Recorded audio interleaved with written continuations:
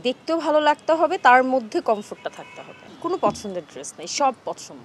একটা আড্ডা দিতে গেলেও ভাবে যে আমি কি ড্রেসটা পরছি। এখন মানুষ অনেক স্মার্ট হয়ে গেছে।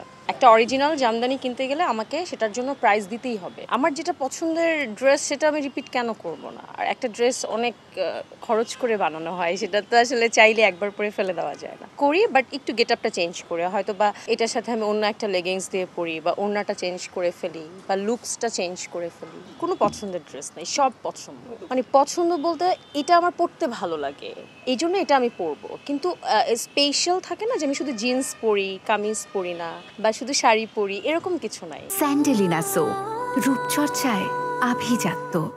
যখন যেটা পড়তে ভালো লাগছে ওটাই আসলে পড়তে থাকি। মানে এক্সট্রা করে নাই যে আমি এটাই শুধু পরবো, এরকম না আর কি।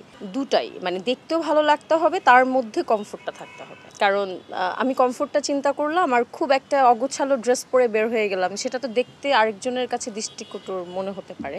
সো যেই ড্রেসটা আমি দেখতে ভালো লাগছে তার ভেতরে আমি কমফোর্টটা খুঁজি, যে খুব সুন্দরভাবে কিভাবে ওই ড্রেসটাকে আমি কমফোর্টের মধ্যে নিয়ে আসতে পারি। আমি ওটাই চিন্তা করি আসলে। আমি ফ্যাশন ডিজাইনার, সো আমার ড্রেস কালেকশন এমনি একটু বেশি।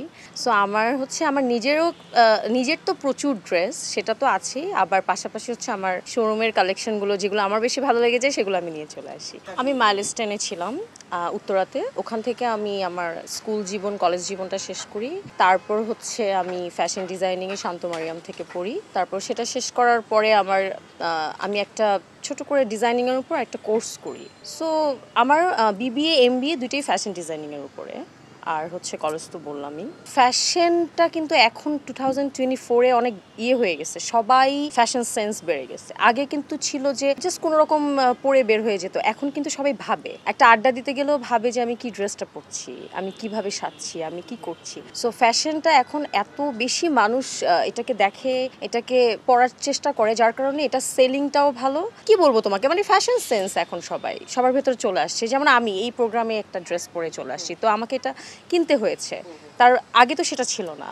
আগে একটা প্রোগ্রামের জন্য সবাই এভাবে আলাদা করে ড্রেস ভাবতো না, আলমারির ভিতরে একটা ড্রেস আছে আমি পরে ফেলি। তো এখন মানুষ অনেক স্মার্ট হয়ে গেছে। আমার শাড়ি অনেক, আমি দেখো দেশীয় কাপড় পরি, আমি জামদানি পরি, আমি মুসলিন পরি, আমি কটন পরি, আমি কামিজ পরি, আমি গাউন পরি, আমি জিন্স পরি, স্কার্ট পরি, সবই তো পরছি। তো সব কিছুরই যথেষ্ট থাকতে হবে সব কিছুর সাথে। মানে আমি আসলে এটাকে আলাদা করি না, সত্যি কথা, যে আমার শুধু এটাই ভালো লাগে এটা ভালো লাগে না, এভাবে আসলে আমি চিন্তা করি না। আমার জামদানিগুলো অনেক দামি, কারণ আমি জামদানি রাখতে পছন্দ করি। টপসগুলো আছে না, 600-700 টাকারও তো টপস আছে বাসে যেগুলো পরি। মানে দাম কি ম্যাটার করে? এখন আমি একটা জামদানি পরতে চাই, সেটা নিশ্চয়ই আমি 5,000 টাকায় পাবো না। একটা অরিজিনাল জামদানি কিনতে গেলে আমাকে সেটার জন্য প্রাইস দিতেই হবে। সো ওইটাকে আসলে তুমি যদি বলো যে অনেক দামি জিনিস পড়ছি, তা কিন্তু না। এখন আমাকে কিনতে হলে তো এই টাকাটা দিতে হবে, পে করতে হবে। এটা যদি আবার 5,000 পেতাম আমি কিনে ফেলতাম। দুটোই দরকার, কারণ কিছু কিছু ড্রেসের সাথে ডায়মন্ডটা যায়। যেমন আমি এখন যে ড্রেসটা পরেছি এটার সাথে নিশ্চয়ই আমি গোল্ড পরলে আমাকে ভালো লাগতো না, আমাকে ডায়মন্ড পরতে হবে। ইভেন আমি কানে যেটা পরেছি সেটা কিন্তু হচ্ছে সিলভার, রূপা। সো এখানে আবার এটা ভালো লাগছে। তো ব্যাপারটা হয়েছে যে যখন যেটার সাথে যায় আমাকে সেটাই পরতে হবে। এটাই তো হওয়া উচিত আসলে। কারণ কিছু আমি যদি একদম একটা গর্জিয়াস লুকস দেই, যেটা আমি বিয়ের পার্টিতে যাব, সেটার সাথে অবশ্যই আমাকে ডায়মন্ড পরতে হবে। আবার যদি আমি ডায়মন্ডের থেকে মনে করি যে ওই কালারের সাথে আমার গোল্ডটা ভালো যাচ্ছে, তাহলে আমি গোল্ড পরবো। ডিপেন্ড করে আর কি। কিন্তু আমার অত গোল্ড নাই আসলে, আমার সিলভার বেশি আমার